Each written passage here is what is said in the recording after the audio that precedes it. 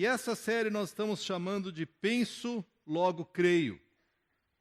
Parece um contrassenso, mas na verdade nós acreditamos que não só a fé, ela resiste à razão. A gente não precisa ficar preocupado com a fé, será que ela resiste à razão? A fé resiste, mas ainda mais do que isso, uma busca racional, honesta, te leva à fé. E não sou só eu que estou dizendo isso, nós temos consultado, tenho visto vários teóricos cristãos e não cristãos que afirmam a mesma coisa. E nós começamos com o tema da verdade. Aliás, o tema de hoje nós queremos falar, falando sobre a verdade, falar sobre por que nós confiamos na Bíblia. E a primeira pergunta que nós temos é essa: será que a verdade é algo relativo? Azul, balão não existe, preto e branco, dourado e branco, sei lá o que mais existe por aqui. Porque é isso que nós ouvimos o tempo todo. Aliás, não só ouvimos, como com muita frequência, como cristãos, nós somos intimidados por essas afirmativas.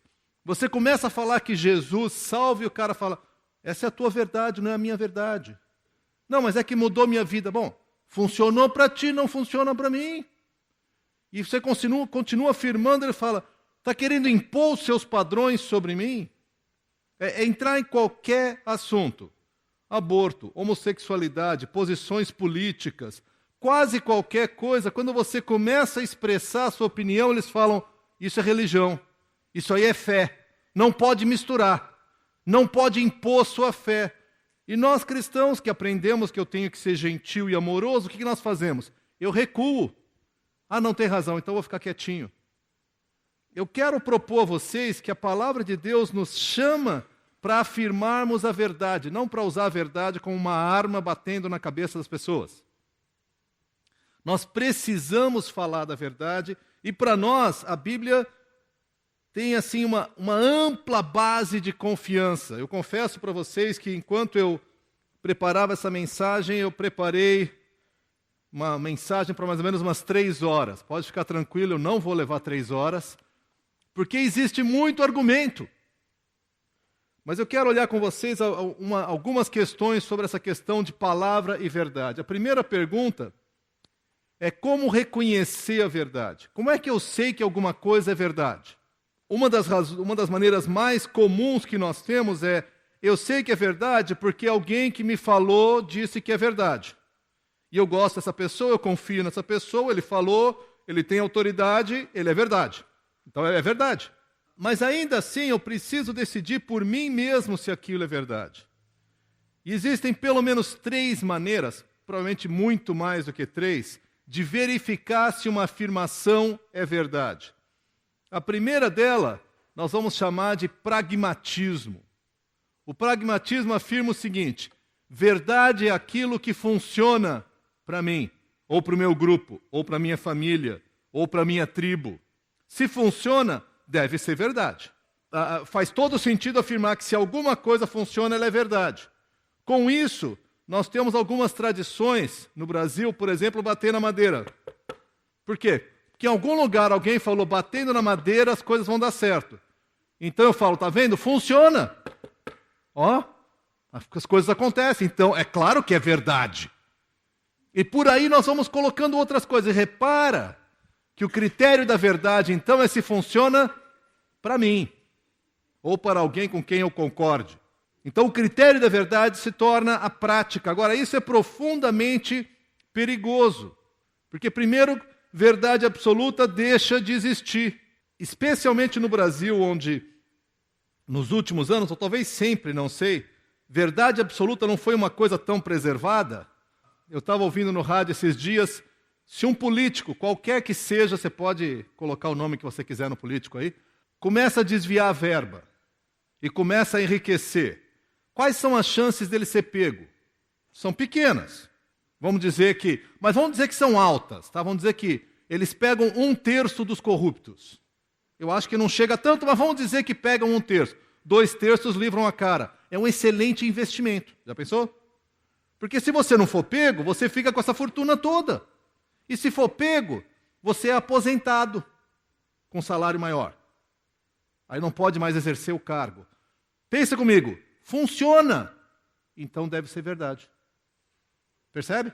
Outra coisa, funciona eu sonegar imposto, funciona eu ser agressivo, funciona eu ser dominador. Num estado preconceituoso e racista, funciona eu dominar a raça inferior, seja ela palestino, judeu, negro, amarelo, o que for, funciona. Então, funciona é um péssimo critério para a verdade, porque muitas vezes a verdade dá a aparência que não funciona. Primeiro critério, e é complicado, é muito complicado. E atrás desse funciona, vem aquela ideia que muitas vezes a gente ouve, olha, eu tenho um primo cujo vizinho estava com uma dor de cabeça e ele tomou 3 goles de cachaça rapidinho, sem respirar, passou a dor de cabeça. Tá, ele ficou bêbado, mas não importa, funciona. É a solução para dor de cabeça, 3 goles de cachaça. E a gente começa a contar histórias e causos. E alguns são verdadeiros? Claro que são. Funciona. Não quer dizer que o fato dele funcionar não é toda a verdade. Talvez não seja nem a principal verdade. Talvez nem seja por causa daquilo que funcionou.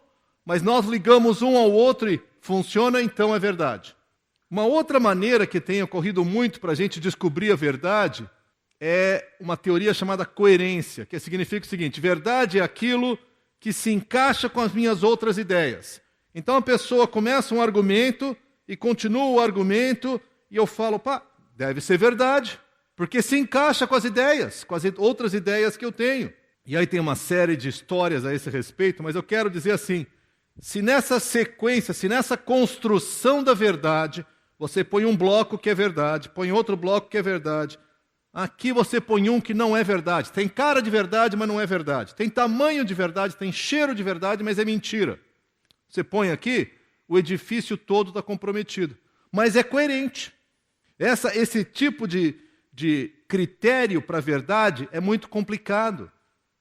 Porque tem algumas coisas que fazem sentido, mas não são verdade, são distorções da verdade. Essas duas maneiras de identificar a verdade, que elas estão afirmando é que a verdade é relativa. Não existe uma verdade absoluta. Aliás, o que nós ouvimos aqui na brincadeira é a coisa mais comum que se ouve por aí. Vamos parar de falar de coisa irrelevante como verdade. Verdade é abstrata. Verdade é relativa. E a tua verdade, a minha verdade, a nossa verdade. Aliás, se você afirmar que alguma coisa é verdade, eu vou desconfiar que você está querendo defender os interesses do seu grupo, de uma elite opressora, ou de um grupo de interesses, ou de alguma coisa assim. Verdade se torna algo relativo. Aliás, ouso dizer que na escola isso tem sido ensinado. Verdade não é verdade. Verdade é assim, a opinião de algumas pessoas que acham que pode ter sido assim, então provavelmente foi algo mais ou menos assim. Qual que é o problema da verdade ser relativa? É que se a verdade é relativa, eu não posso mais tentar persuadir alguém. Olha, não é assim, é assado. Quem disse? Quem é você? Tu é autoridade? Tu é doutor em cores? Tu por acaso sabe? Porque uma das coisas mais comuns que existem hoje em dia, por exemplo, é a afirmativa de que pesquisas provam. Se você vai falar da homossexualidade, a pessoa fala assim, não, as pesquisas provam. Uma hora dessa pergunta, qual pesquisa? Ninguém sabe. Porque não tem. Mas é relativo, porque parece que tem alguém que falou isso. Aliás, eu achei uma ótima. Essa aqui foi uma das melhores dela. Essa aqui deve ser verdade. Eu ouvi na televisão, no rádio, que há um pesquisador que está indicando que há uma forte coincidência entre pessoas que desenvolvem esquizofrenia e que tinham gato quando criança. Deve ser verdade. Eu não gosto de gato, então para mim deve ser verdade. Bobagem. Mas as pessoas afirmam, e tem alguma base, e se de alguma maneira isso se encaixa com alguma coisa, então você fala, acho que é verdade. E você não pode persuadir ninguém, porque se você vai falar, olha, deixa eu te falar sobre a verdade, qual verdade? Não, está querendo impor a verdade sobre mim. Não aceito isso. Você está querendo me converter para a tua verdade. Então é curioso, em muitas escolas nós estamos trabalhando aí com o nosso projeto, tentando de alguma maneira, servir nas escolas. Algumas escolas dizem para nós, não, vocês podem vir servir aqui, mas não pode falar de Deus, tá? Agora, educação de gênero pode. E por aí vai. Então, persuadir, além de não poder persuadir ninguém, eu não posso afirmar que eu conheço a verdade. Eu conheço, no máximo, uma verdade. Se eu falo, gente, olha, a verdade é que há uma vida depois da morte, e essa vida vai ser vivida ou com Deus ou longe de Deus. Ah, como assim? Está querendo enfiar a tua fé garganta abaixo? Está querendo forçar a barra? Quem é você? Você é autoridade? Tu já morreu e voltou? Não, então tu não pode afirmar. O máximo que tu pode dizer é que isso é uma verdade. O que ele quer dizer é, isso é uma interpretação que talvez algum dia, em algum lugar, faça sentido. Se a verdade é relativa, a terceira afirmativa é que, se a verdade é relativa, eu não posso afirmar que o outro está errado. Eu não posso afirmar que aquele que cultua demônios está errado. Porque está errado para você, para ele está certo. Um dos grandes debates que nós tivemos, ainda temos, no Brasil, é uma prática muito comum entre os índios, especialmente na região amazônica, a nação Yanomami, que é a seguinte, se nascem 2 bebês gêmeos, um, na crença deles, é um demônio. Então o primeiro é de verdade, o segundo é um demônio. Então a gente mata o demônio logo antes que ele cresça. Se a criança tem algum defeito físico ou mental, a gente mata. Por quê? Porque ele atrapalha a vida da tribo. E existem antropólogos que têm sim mestrado, doutorado e outras coisas, que defendem que é assim mesmo que tem que ser. Ninguém pode botar a mão, tem que deixar matar. O infanticídio é praticado e eles dizem, é a cultura deles. Quem somos nós para impor os nossos padrões sobre eles? Não posso dizer que está errado. Então percebe que se nós abrirmos mão de uma verdade objetiva, de uma verdade concreta, de uma verdade absoluta, tudo isso aqui vai acontecer. Mais do que isso, a maioria dos pesquisadores afirmam que se nós não podemos persuadir, não podemos afirmar uma verdade, ou a verdade, e não podemos dizer que o outro está certo, quem é que decide? Quem é que decide então o que fazer? Decide quem tem o poder. Manda quem pode. Já que não tem uma verdade absoluta, manda quem pode. Eu tenho a força, eu decido que é assim. Curiosamente, essa postura de uma verdade relativa, que se propõe a ser tão democrática, tão humanista, ela promove a ditadura. E esse é um processo muito, muito interessante para nós olharmos. Mas como então reconhecer a verdade? Eu falei que tinha 3, eu quero falar do terceiro modo de você reconhecer a verdade, que é o que os teóricos chamam da perspectiva da correspondência. Não é tão complicado, não precisa lembrar disso, não. Lembra só dessa frase aqui. Verdade é aquilo que corresponde aos fatos. É simples, não é? Verdade é aquilo que corresponde ao fato. Então, se eu digo, olha, existe um tesouro que está enterrado a 5 metros do terreno aqui embaixo. Se tem um tesouro lá mesmo, é verdade. Se não tem, é mentira. Pronto. Você fala, Daniel, isso é fácil, mas verdade histórica. Pensa comigo. Ou Jesus morreu naquela cruz e ele era quem ele dizia que ele era, ou a nossa fé foi pelo espaço. Ou ele ressuscitou depois de 3 dias, ou a nossa fé foi pelo espaço. Então, ou nós temos a verdade, Jesus Cristo é o Filho de Deus que veio aqui, morreu na cruz para que eu e vocês tivéssemos o perdão que nós estamos falando desde o começo da nossa reunião, ou então nós estamos perdendo tempo aqui. Nós não podemos, como cristãos, aceitar. Não, esse é um mito interessante. Até alguns se dizem cristãos e liberais falam, não, o mito da ressurreição é uma ideia interessante, porque nos transmite o ensinamento de esperança. Ou Jesus ressuscitou ou não ressuscitou. Não existe mais ou menos ressuscitar. Não existe ele estava em coma e acordou. Não existe, não tem outro jeito. Verdade é aquilo que corresponde aos fatos. Deixa eu pensar um pouquinho nas implicações disso para nós aqui. Se verdade corresponde aos fatos, então é verdade é verdade, mesmo que ninguém saiba. Eu brinquei do tesouro escondido, deixa eu pensar em outra aqui. Uma clássica que a gente ouve é essa. Se uma árvore cai no meio da floresta, sem ninguém por perto, ela faz barulho? O que vocês acham? Como é que vocês não ouviram? Como é que vocês sabem que faz barulho? Não tinha ninguém lá para dizer que ouviu, ninguém gravou. Como é que você sabe que faz barulho? Porque é um fato. Árvores caindo, você pode registrar, e elas vão causar ondas sonoras que, ao serem captadas por, processos auditivos, elas não tem outro jeito. Isso é um fato. A árvore não cai em silêncio. O fato de eu ouvir ou não, de eu saber que ela fez barulho ou não, de eu estar lá perto ou não faz nenhuma diferença. O fato é o fato. Portanto, é verdade, sinto lhes dizer, que a árvore ao cair na mata sozinho faz barulho. Outra ideia, verdade é verdade, mesmo que ninguém admita que é verdade. Nós temos aí ao longo da história um exemplo muito concreto.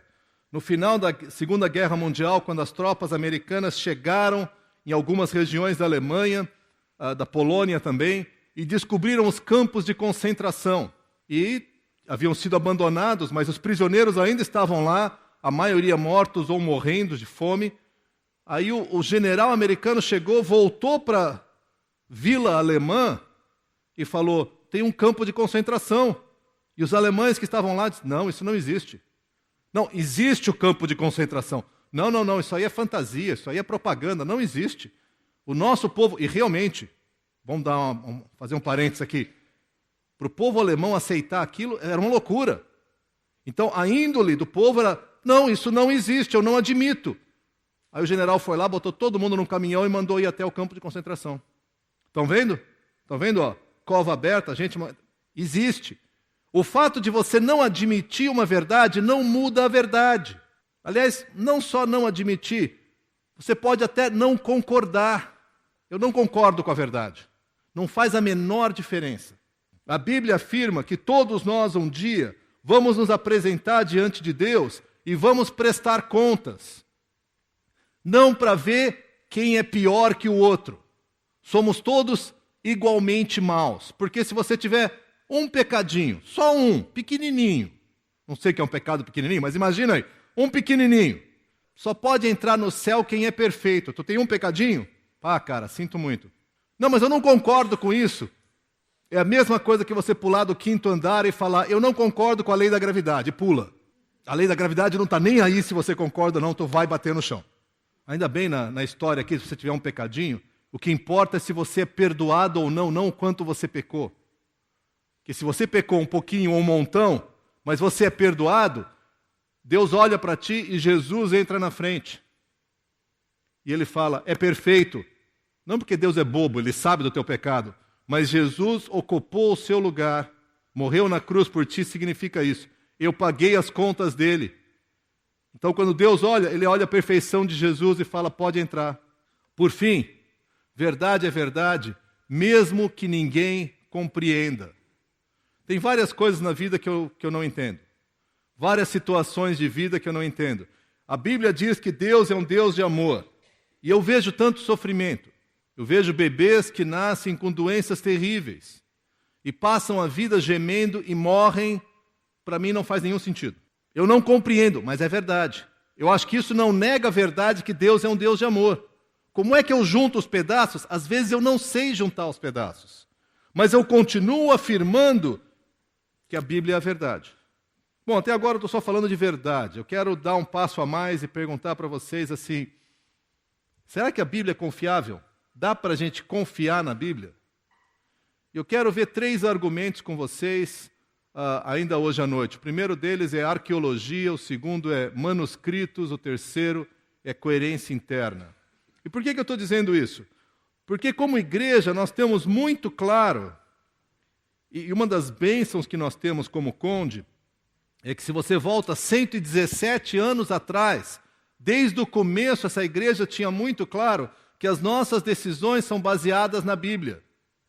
Às vezes a gente não entende a Bíblia, às vezes a gente se atrapalha, mas aqui está a verdade. Então, todas as discussões que foram feitas, as posições que foram tomadas, a gente podia discutir à vontade, no final nós voltávamos, o que a Bíblia diz? Por isso que nós queremos enfatizar, porque tem várias decisões que nós temos tomado e vamos continuar tomando a partir da palavra. a partir da Bíblia.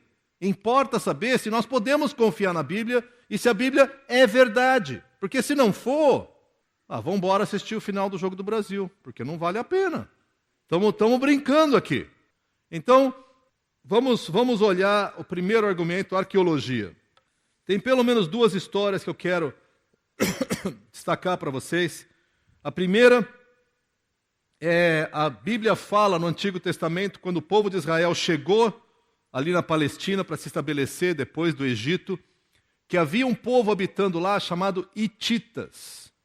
E durante a década de 50, até a década de 50, 60, no século passado, isso era uma grande piada. E quem quisesse falar mal da Bíblia, falava dos hititas, porque não tinha nenhum registro de um povo chamado hitita. Então o pessoal falava, tá vendo? Vocês confiam na Bíblia? A Bíblia não faz sentido, fala de uma nação inteira que não existe. Não tem nenhum registro histórico dos hititas. Isso é fantasia, é conto de carochinha. É palhaçada isso aqui.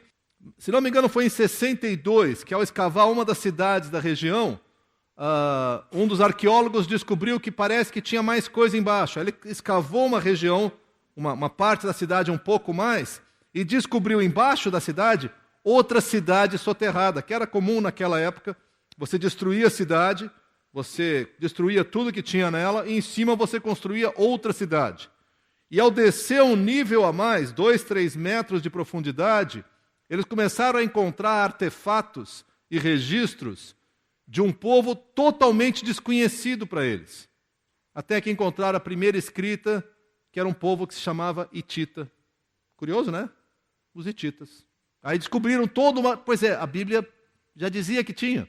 A arqueologia não havia descobriu. Tem muitos exemplos desse, eu quero citar só mais um, que para mim foi muito, muito emocionante. Jericó. A cidade de Jericó, a Bíblia diz que ela foi destruída, os muros ruíram, e que aí o povo de Israel entrou, dominou, destruiu a cidade. Isso ainda era considerado meio fantasia, né? Porque eles gritaram, as muralhas caíram, ninguém acreditou muito nisso. Até que encontraram em Jericó, também alguns anos atrás, uma placa de barro. Era comum você mandar mensagens em placa de barro, você fazia as marcas e mandava. Essa placa era uma carta. Jericó vivia sob o domínio do faraó do Egito. E nessa carta, que ainda estava em Jericó, nunca saiu, o correio lá também se atrasou, essa carta dizia assim, pedia por favor para o faraó mandar suas tropas, porque havia um povo selvagem com um deus maluco que estava cercando a cidade. O nome do povo era Rabiru, ou hebreu. A carta foi escrita e os muros caíram. Simples, não deu tempo de mandar a carta. Aliás, se chegasse a carta, o faraó não ia poder fazer nada também, mas não é esse o ponto. O ponto é, há vários, inúmeros registros, e eu selecionei um deles, de um arqueólogo chamado Nelson Glueck, um arqueólogo judeu. Ele diz assim, pode ser declarado categoricamente, ele não é cristão, hein? Pode ser declarado categoricamente que nenhuma descoberta arqueológica contrariou qualquer referência bíblica. Dezenas de descobertas arqueológicas têm sido feitas que confirmam, ou em um esboço claro, ou em detalhes exatos, as declarações históricas da Bíblia. O testemunho da arqueologia, claro, tem muita coisa que não se descobriu, não se tem registro. Será que foi assim? A Bíblia descreve, mas nenhuma das afirmações bíblicas foi desprovada, foi contrariada pela arqueologia. Mais um argumento para a gente poder ter confiança, porque o que as pessoas dizem? A Bíblia foi escrita por homens, e ela foi selecionada de acordo com os interesses. Onde é que está o Evangelho de Tomé? A cada 3 anos a Super Interessante fala do Evangelho de Tomé. É mais ou menos um cronograma que eles têm. A Super Interessante é super maluca, tá? Você pode ter um monte de coisa lá. E o pessoal fala, o Evangelho de Tomé. O Evangelho de Tomé tem um trecho que é fantástico. Ele nunca foi aceito como um texto canônico. Todo mundo sabe que ele vem do 3º século, só que entre nós, Tomé não viveu até o 3º século. Tá? Então alguém que escreveu e botou o nome Tomé para dar uma força maior, né? Para o documento dele ser aceito. Aí tem um momento que ele descreve uma conversa com Jesus e Pedro reclama que tem mulheres que seguem a Jesus. E fala, por que as mulheres estão juntas?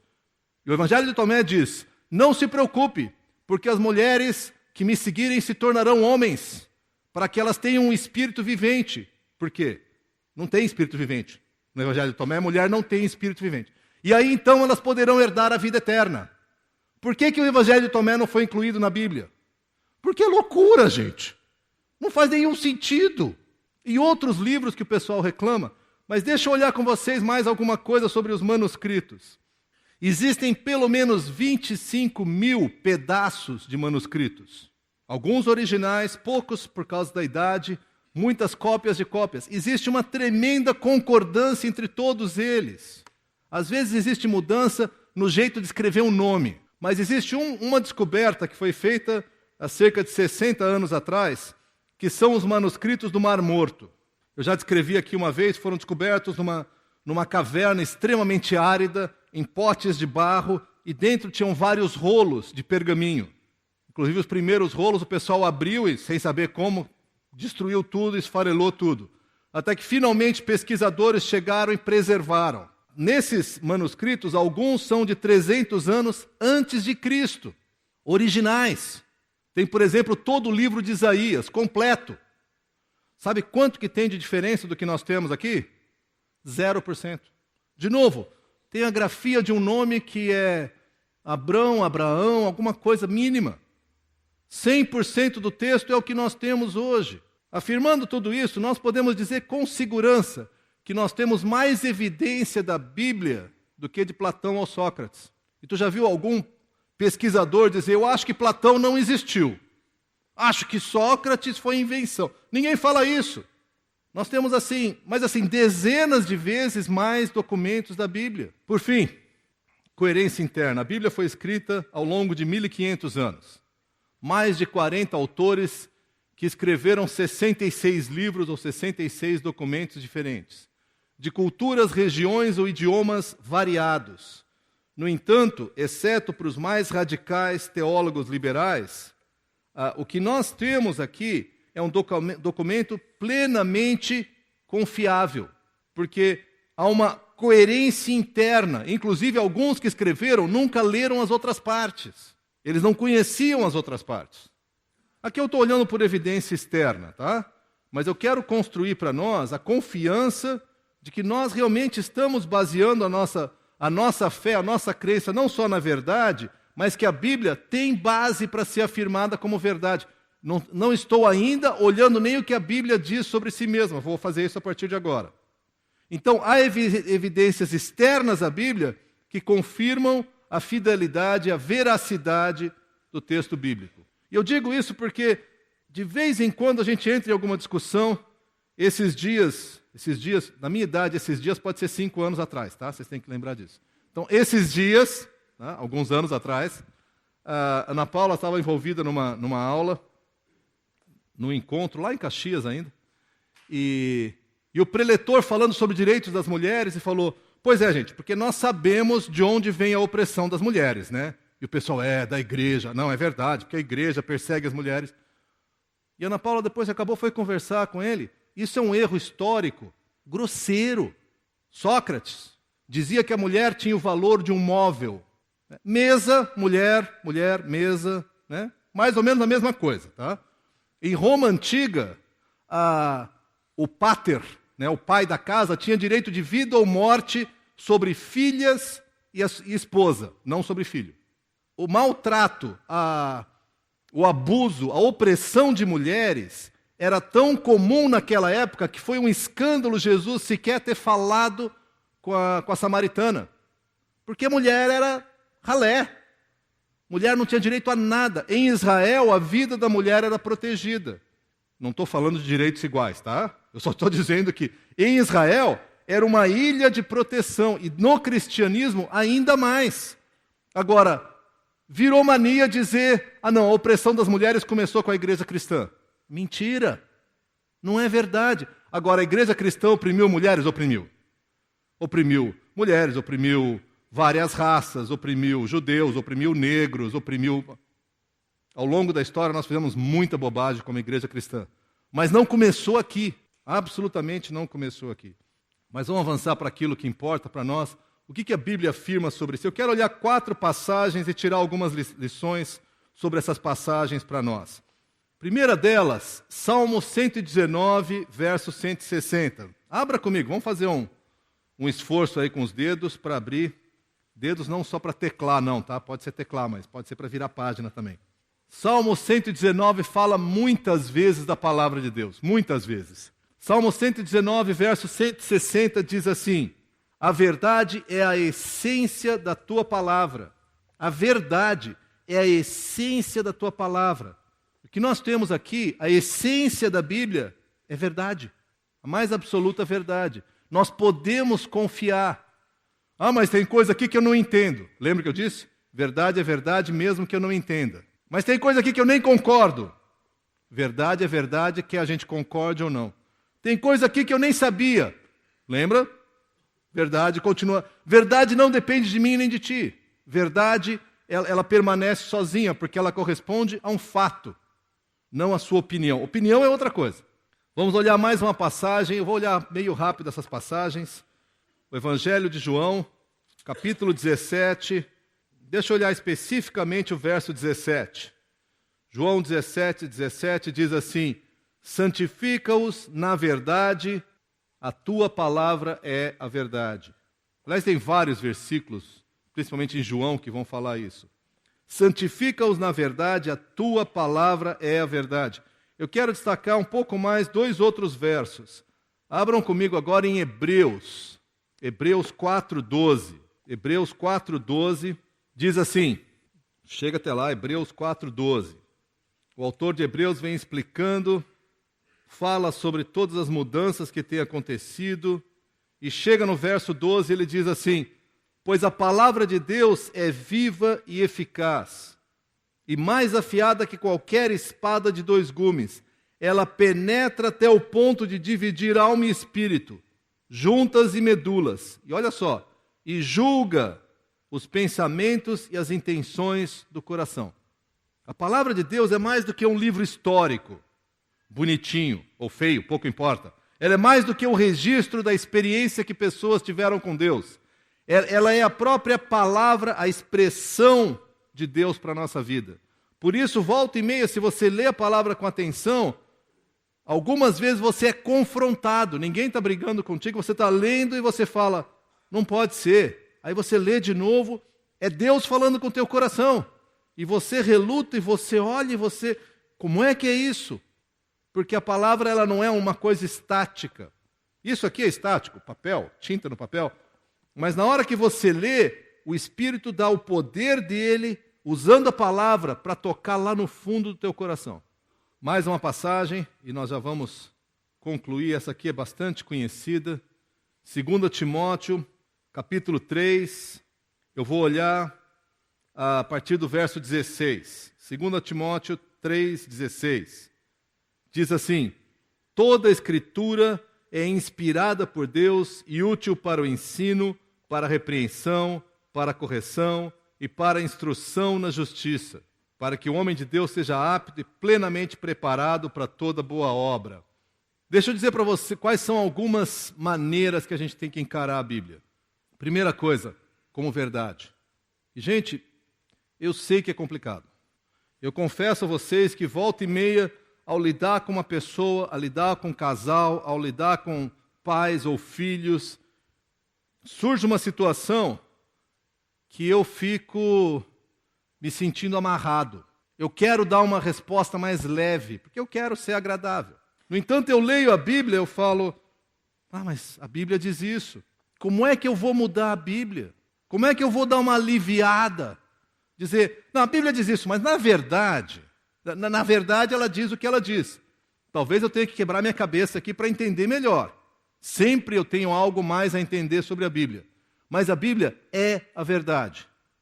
Se tem alguma coisa errada, não é a Bíblia, sou eu. Ou você. Como é que eu encaro a Bíblia? Eu encaro a Bíblia como a verdade que Deus me deu. Segunda coisa que eu tenho que encarar é que a Bíblia é inspirada. E a gente poderia falar muito sobre inspiração, basta dizer para nós assim que Deus, o Espírito Santo, tocou o coração daqueles que estavam escrevendo. A maioria deles estava muito consciente ao escrever a Bíblia. E eles estavam escrevendo para uma situação muito concreta.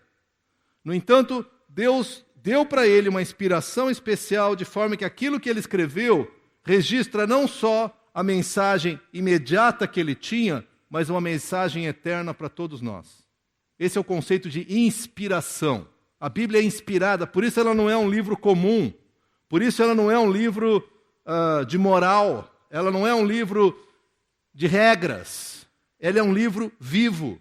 Já experimentou isso?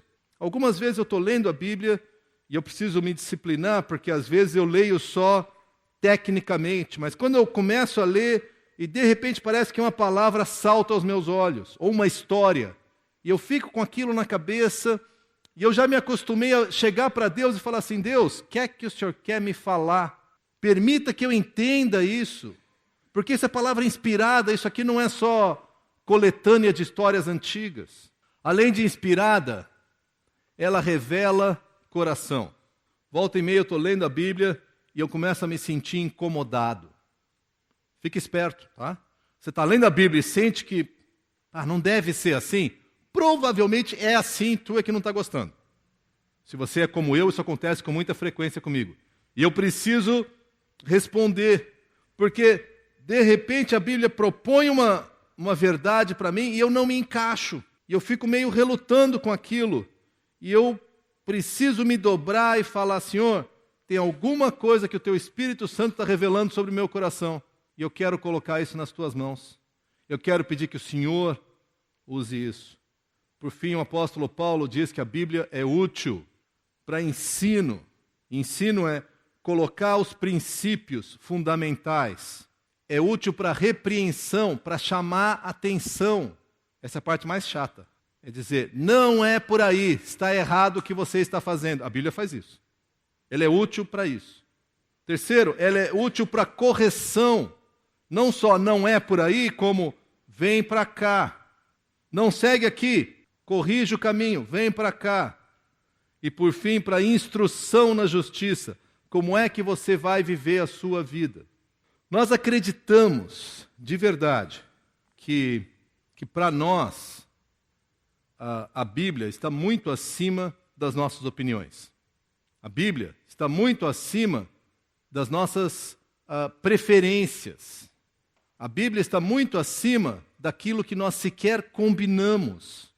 Porque se tem uma maneira que é muito complicado você descobrir a verdade, é por votação. Eu sei que isso ofende nossos princípios democráticos, mas votação não determina a verdade. A gente pode até acertar, mas está todo mundo enganado e a gente vota em alguma coisa, erra todo mundo. E o fato de ter várias pessoas que concordam com aquilo, é só olhar os regimes que nós já temos visto ao longo da história. Todo mundo concorda, mas está todo mundo errado. Aquela velha frase, vox populi, vox dei, voz do povo, voz de Deus, não vem de Deus. Essa frase veio do diabo. Daniel, você é contra a democracia? Não. De todos os sistemas, esse é o menos pior. Mas dizer que democracia garante a verdade, é só enganar todo mundo. Enganou todo mundo vota no errado. É simples. Como encarar a Bíblia? Eu quero terminar com um versículo, João 8:32. E vocês conhecerão a verdade, e a verdade os libertará. Liberdade. A Bíblia e a verdade não nos foram dadas para opressão, para domínio, para domesticar. Foram dadas para nos libertar. E você fala: Daniel, mas libertar do quê? Libertar da escravidão da aparência. Eu tenho que ser bonitinho para todo mundo achar que eu sou igual aos outros. Todo mundo, né? Ninguém tem problema, eu também não. Estou aqui disfarçando, faz de conta que eu não tenho problema. E a Bíblia fala: vocês são todos pecadores. Relaxa. Você se acha muito pecador? Bem-vindo ao clube.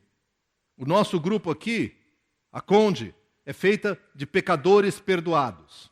Mentirosos, adúlteros, fofoqueiros, assassino eu não sei se tem algum, mas assassino de coração deve ter vários, tá? Somos nós. Você fala: Daniel, é ou não é? Estou falando alguma mentira?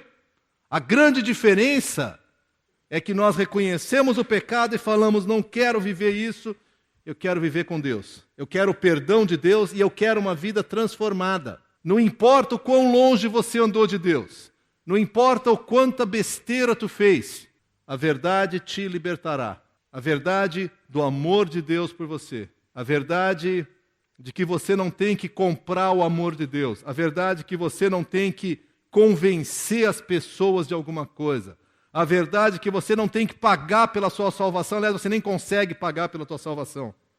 A verdade é que você é amado radicalmente por Deus. A verdade é que Deus é doido por você. Mesmo que você mesmo não goste muito de ti, Deus gosta. O que é necessário para a gente ser libertado? Aceitar essa verdade. A verdade de que Deus é bom, que Ele te ama e que tu precisa dEle. Não existe liberdade maior. E só a verdade pode te libertar. Essa loucura que o mundo tem proposto de minha verdade, tua verdade, verdade do outro, nada é verdade, isso joga uma neblina, uma poeira para o ar, ninguém enxerga nada, cada um vive segundo o seu próprio nariz, e é só olhar em volta o que está acontecendo com o nosso mundo. Cada vez pior. Eu quero te desafiar, não só hoje à noite, mas nesses próximos dias, se perguntar isso, tu estás comprometido com a verdade? Não uma verdade pessoal, preferência, o que eu gosto é isso ou aquilo, mas tu estás comprometido radicalmente com a verdade? Tu estás disposto a que Deus te mostre a verdade a respeito da tua própria vida? Talvez tu não goste muito do que vai ver, mas no final não faz tanta diferença que junto com essa verdade sobre a tua vida, vem aqui, não é nem depois, é junto, vem a verdade que tu é amado por Deus. E que junto com isso Ele estende tua mão e fala assim, quer vir comigo? Ah, eu fiz muita besteira, por isso que eu estou te chamando, quer vir comigo? Não, mas eu já fiz muito mal. Exatamente, eu sei, vamos lá, quer vir comigo? Deus é doido por você. Eu não entendo isso. Ele é doido por mim. E eu tenho uma longa lista de razões por que Ele não devia ser. Eu sei, mas Ele é doido por nós. Conhecerão a verdade e a verdade os libertará. Você é comprometido com a verdade? Segundo, tu já encarou as propostas que Deus tem, que Ele chama de verdade para a sua vida? Não perde esse barco, gente, não perde esse barco. Sabe, tenha coragem de encarar essa verdade que Ele propõe, essa verdade do amor de Deus. Nós estamos falando desde o começo do ano que nós estamos procurando aprender a amar. Por quê? Porque a verdade é que nós fomos amados radicalmente, incondicionalmente. Tu tem experimentado essa realidade? Baixe sua cabeça comigo, vamos orar, vamos colocar isso diante de Deus. Senhor nosso Deus, a gente vive num mundo de mentiras. Meias verdades que na verdade são mentiras inteiras. E a gente se confunde, e alguns de nós que já têm aceitado a verdade da Tua palavra, nós temos nos intimidado, nós ficamos com medo, e começamos a não falar da Tua verdade, porque parece que nós somos os vilões da história.